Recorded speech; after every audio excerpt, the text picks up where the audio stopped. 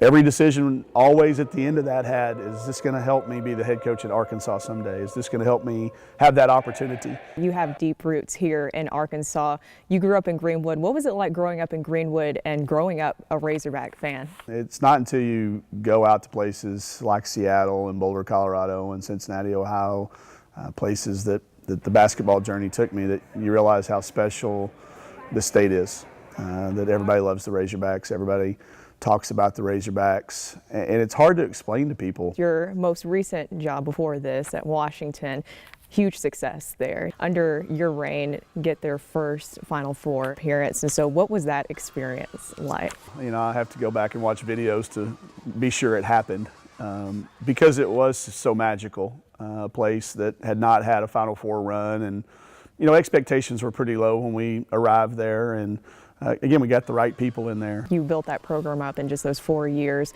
Was that really hard to leave behind? Yeah, you know, as this even being a dream job, it was still a difficult decision because kind of had a lot of the hard work done. People were calling us to come to school there. Recruiting had become a little easier, but you know, when you have an opportunity, most of the time it fails to be an opportunity if you wait too late.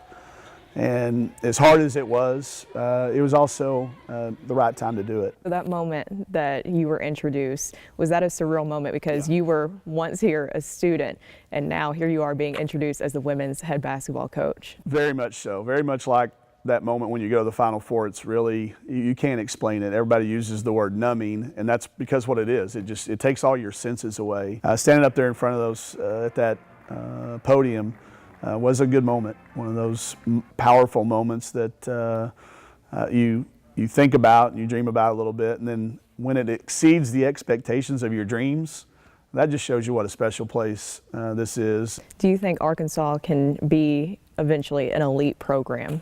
Yes. Wouldn't have done it, wouldn't be here if I did not.